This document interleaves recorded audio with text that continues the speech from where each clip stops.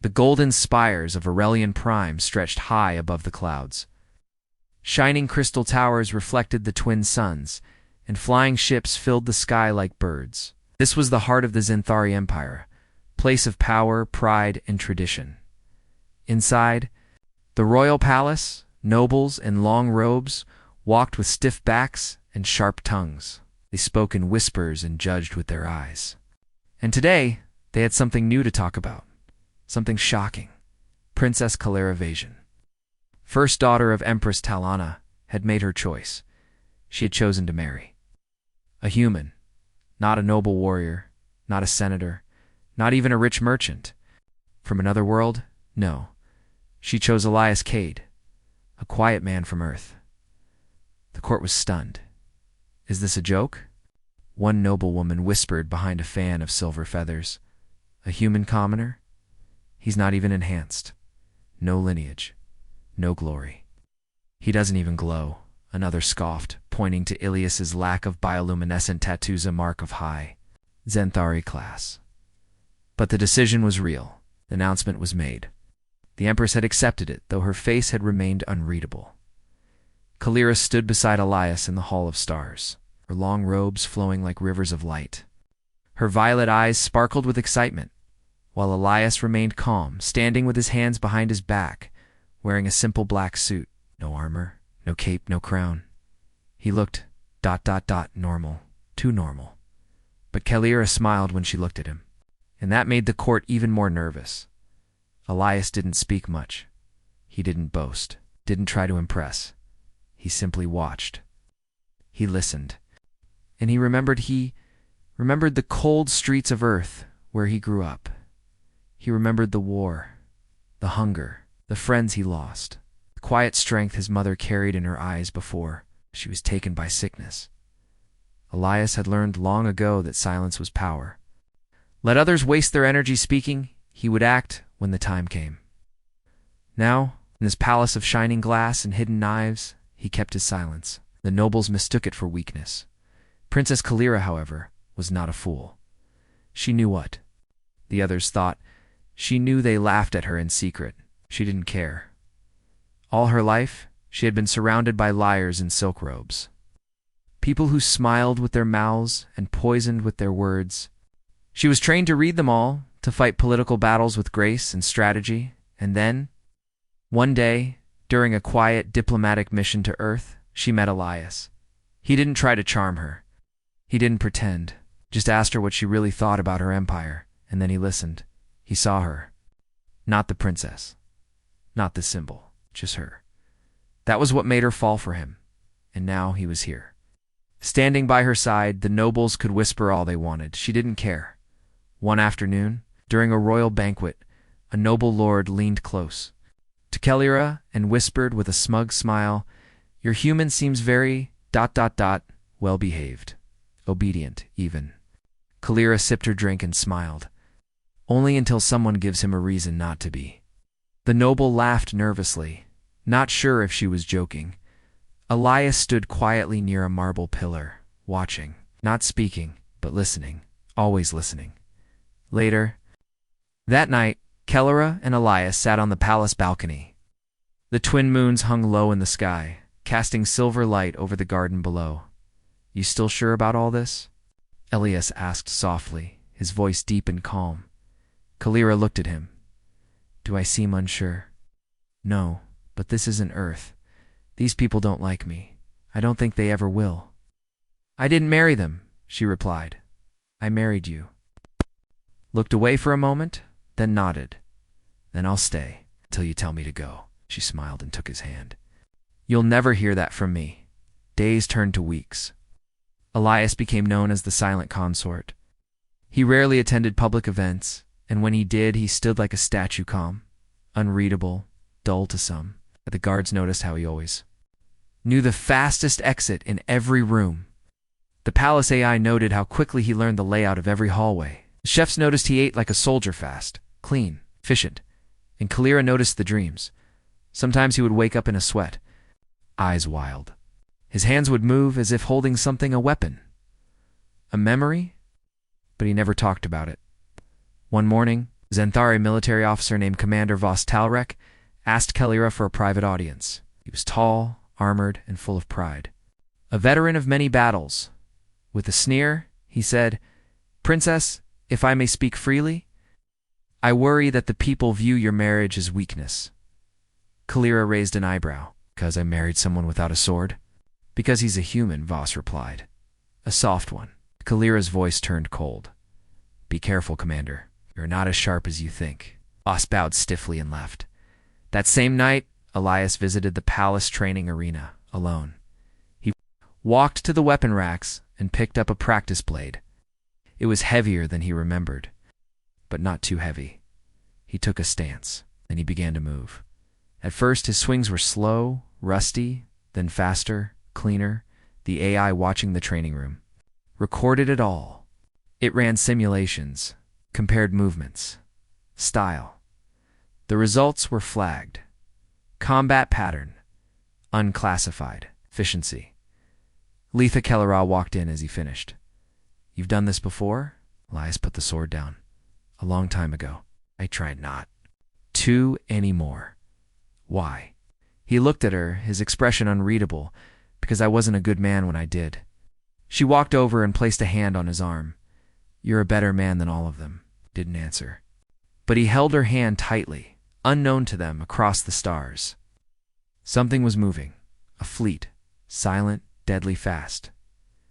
The Drakari hegemony, the Xanthari, Pyre's oldest and most feared enemy, had launched a secret attack, and they were coming. For the palace, not to conquer, but to take something, or rather, someone. The sky over Aurelian Prime was clear that day. No one expected war. Guards were relaxed, and the nobles were busy with their morning politics and gossip. The royal family was preparing for the Unity Ball, a celebration of peace between the Xanthari Empire and its allies. Princess Kalira sat in her chambers, choosing a dress. Her royal aides fussed over colors and jewelry. Kyla's mind was elsewhere. She kept thinking about Elias. Her quiet husband had been training again. Visiting the empty combat rooms late at night, he said he was rusty, but something in his eyes told her he wasn't. He was remembering something old, something painful. Elias stood alone on a palace balcony, watching the sky. His eyes followed the trade ships moving across the clouds. He was calm as always, but his instincts, those old instincts, were whispering. Something was wrong. He could feel it. In the air. The tension. The pattern, too quiet, too easy. Then it happened in a flash of green lightning. The palace shields collapsed. An explosion tore through the lower towers. Shockwaves shook the ground. Alarms screamed. The Drakari had come. The Drakaria hegemony was not known for diplomacy. They were warriors, cold, brutal, efficient. Their ships appeared from a dark wormhole just outside the system, bypassing defense satellites with stolen Xanthari codes. The first target, the palace. Elite soldiers in black armor dropped from orbit, landing inside the courtyard with loud crashes. Their weapons hissed with plasma. Their orders were clear. Take the princess. Kill anyone in the way. Guards rushed to protect Kalira. Lasers fired. Screams filled the air. Kale Ira, dressed for a celebration, was pulled away by her head of security. "We have to move." She resisted. "Where's Elias?" "No time, princess." Elias didn't run. He moved through smoke and flames with terrifying focus. Civilians fled in panic. Guards shouted orders. But Elias ignored them all. He knew what the Drakari were doing. It wasn't a full invasion. It was a surgical strike. Quick, focused, cruel. And Kalira was the target. He had no weapons, no armor, just his speed, his instincts, and his will. He ran through fire, cutting across broken walls and fallen statues. He took a shortcut only a palace engineer would know, because he had studied every hallway, every exit, every secret tunnel. He always knew this day might come, Kalira and her. Guards were cornered in the eastern hall. Drakari soldiers approached from both sides. "Protect the princess," the captain shouted, but they were too many. Kalira picked up a fallen guard's weapon and fired. Her royal training kicked in. She was no soft royal. She fought like her mother taught her, but a stun grenade rolled in. Flash silence, darkness. When Kalira woke, the sky was gone. Now the cold metal walls of a Drakari ship surrounded her. Her arms were bound by energy cuffs. Her dress was burned and torn. A Drakari commander stepped into view. Tall, armored, eyes glowing like embers. "Princess Kalira," said with a low voice. "You're awake." She stared at him. "You won't get away with this." "We already have," he said. "You're leveraged now. Your empire will bend. Or it will burn." He smiled, and Kalira, for the first time in years, felt fear. Back on Aurelian Prime, smoke covered the sky. Fires burned across the palace. Rescue teams searched for survivors. Hundreds were dead. The Empress was wounded but alive. Of Princess Kalira, there was no trace. The High Council declared her kidnapped by the Drakari. Some nobles suggested retreat. Others demanded war. But the Empress stayed quiet. She looked out the window and asked a single question. "Where is Elias Cade?" He had been missing for hours, but no body was found. No one knew where he went, until a palace AI reported something strange. Footage from the armory showed a man entering through. Fire and smoke. Elias, he didn't speak. He didn't ask permission. He opened the restricted vault, and he took something. A blade. Not just any blade. A relic from the early wars.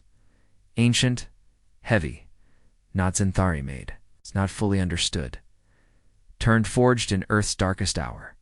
Locked away because no one could lift it. But Elias did. With one hand, the AI flagged the event. Tried to stop him. He looked into the camera and said, "Just one thing. Tell Kalira I'm coming." Then he disappeared. Some said he fled. Others said he went mad. But a few those who watched the footage knew the truth. Elias Cade. It's not what he seemed. He traveled off-world using an emergency fighter hidden in the old hangars. He set his course to a forgotten system once used during the Orion conflicts. Abandoned, only war veterans and historians knew its name. Nix-7. There. Hidden beneath the ashes of Earth's last off-world outpost, something slept, something human, something dangerous.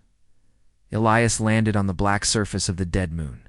He stepped into the ruins, guided by memories he never told Kalira about. The war, the experiments, the project they erased from all records. Project Ares, inside the ruins.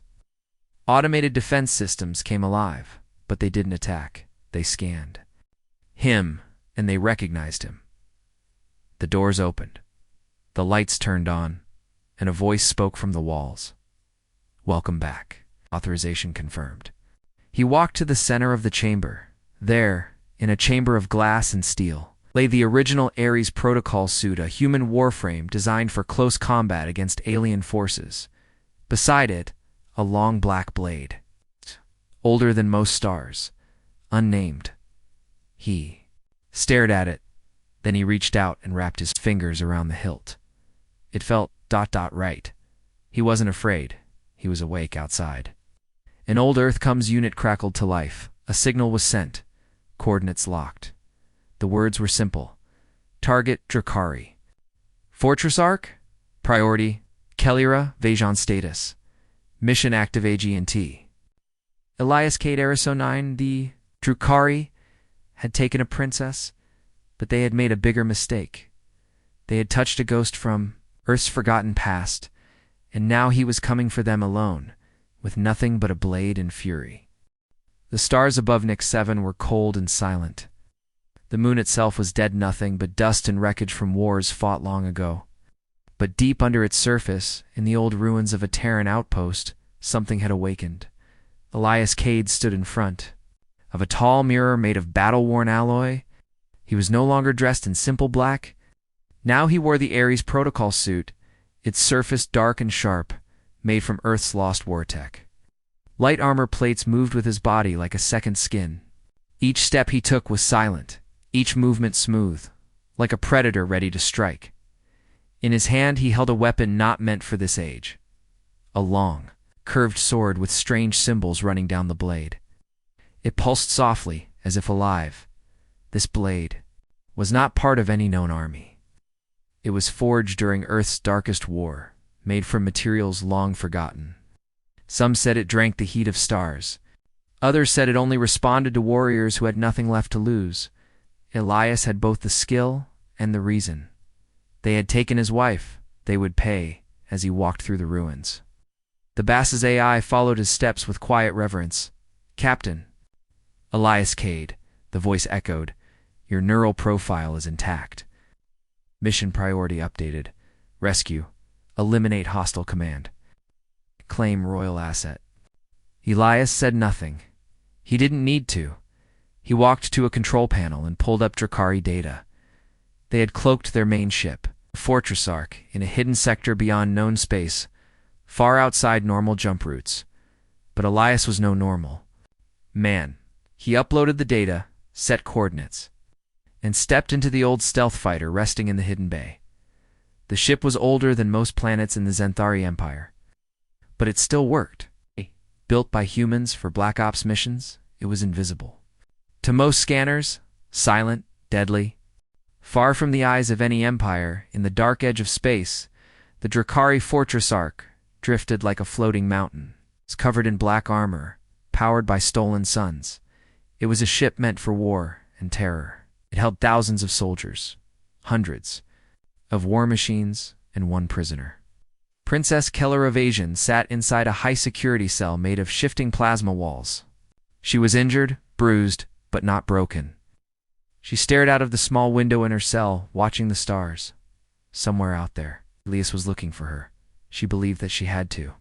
Even if no one else would come, he would, she remembered. How calm he had been in battle simulations. How he noticed every detail others missed. How he moved through the palace like a ghost. He was quiet, but never weak. In the control tower of the Drakari Arc, Commander Ralzar studied his screens. He was a tall Drakari, his armor gold-trimmed, his voice cold. "Any sign of the Zenthari fleet?" he asked.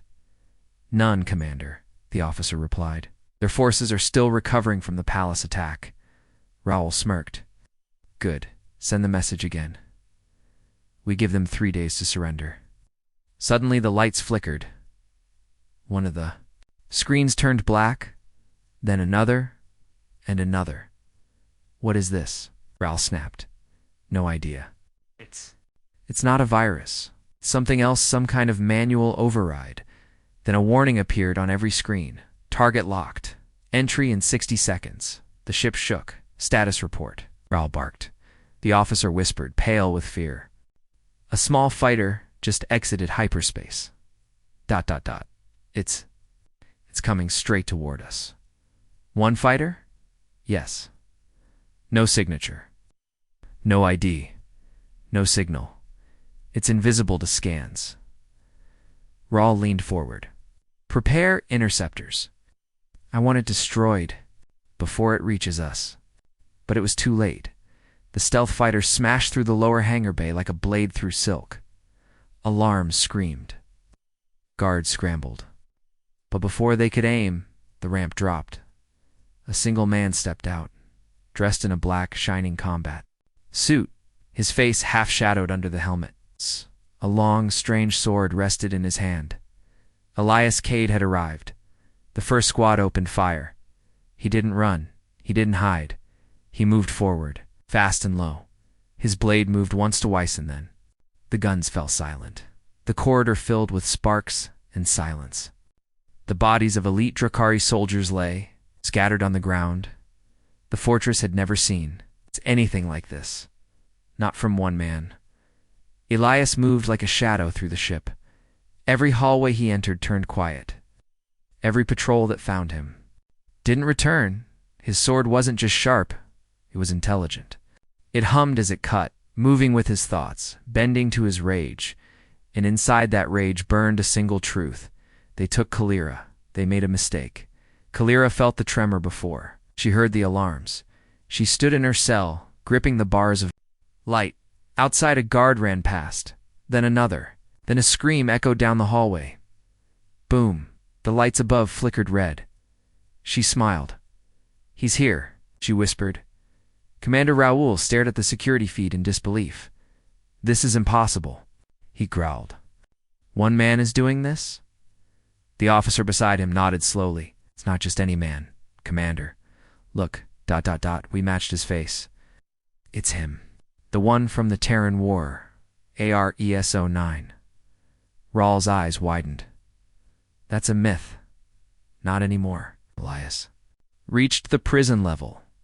More guards waited with energy shields and heavy blasters. They thought numbers would help. He proved them wrong. He moved like smoke, dodging plasma fire, cutting through steel. His suit absorbed hits. His sword burned with white-blue light. Within moments, they were on the floor, unmoving. She was standing tall. She was standing tall. Not afraid. Their eyes met through the energy wall. You're late, she teased, voice shaking. I got stuck in traffic, he replied. Then he stabbed the sword into the control panel. Sparks flew. The energy wall blinked, then died.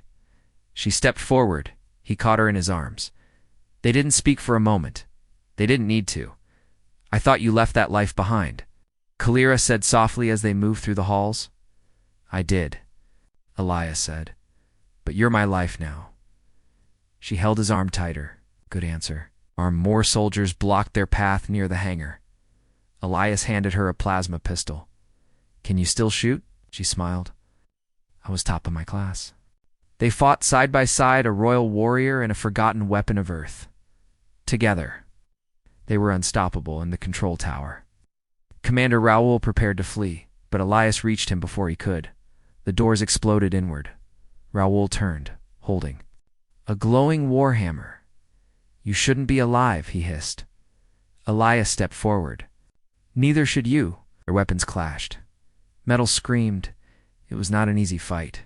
Raoul was strong, fast, trained in war. But Elias had something else. Focus, purpose, love, and a sword that never missed. In the end, Raoul fell with a roar, cut. Down by a weapon older than the Empire itself, Elias stood over him, breathing slow and steady. It was done. Kiliera watched him from across the room. She had always believed he was more than a commoner, but now she saw him for what he truly was. A soldier, a weapon, a protector, and still. Her husband? They escaped the fortress as it fell apart, systems failing, crews surrendering.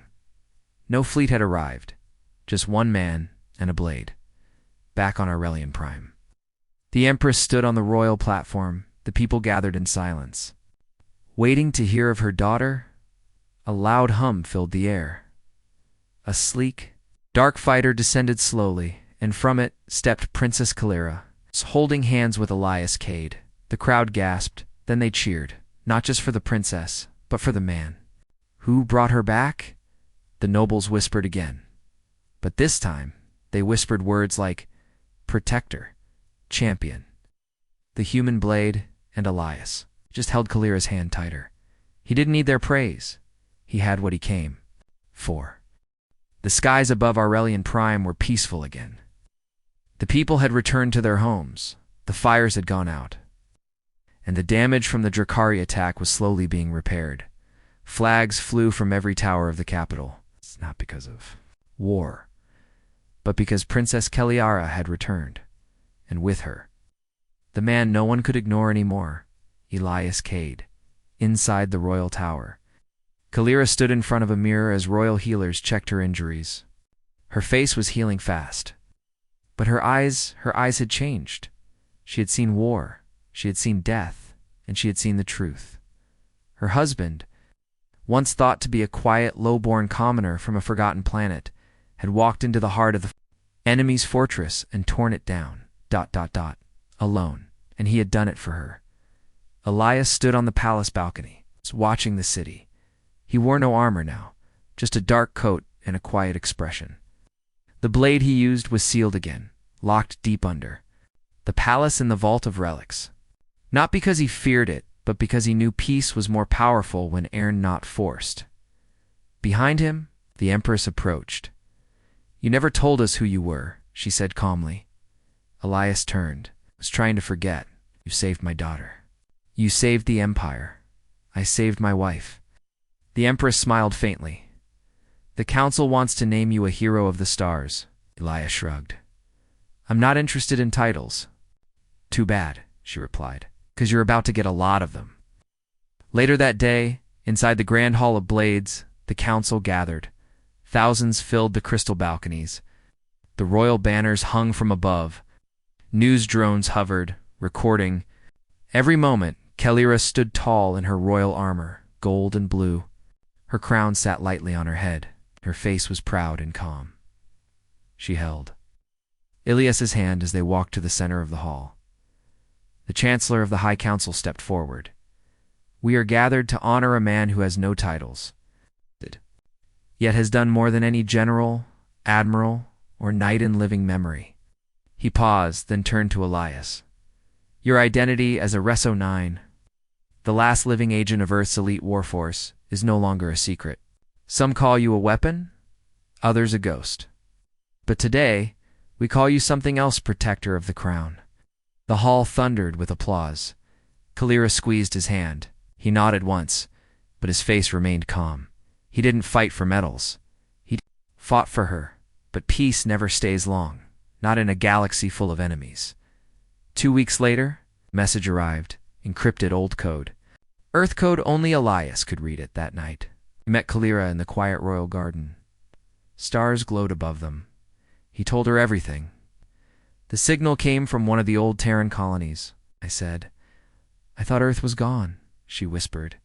It is, but not all of us were on Earth when it fell. She looked into his eyes. You want to find them? He nodded. There may be more like me. Soldiers, lost, hiding. Kalira said nothing for a while. Then, will you come back? Elias took her hand. You are my home. I will always return. She smiled, then punched his shoulder lightly. You better. The next morning, the people of Aurelian Prime gathered once more. They watched as a dark stealth ship rebuilt. Stronger rose from the palace hangar. Inside it, Elias sat alone. He looked once at the palace tower. Where Kalira stood, she raised her hand. He raised his. Then the ship vanished into the stars. Weeks later, a small colony on the edge of the galaxy lit up with alarms, not because of a threat, but because of a visitor, a man in black armor, carrying an old blade. He walked through their gates and said only one thing, where are the Terrans? And deep inside the colony, someone stepped forward, eyes like his, voice full of history. You found us, the woman said. I never stopped looking, Elias replied. Back on Aurelian Prime, Kalira ruled with strength and heart.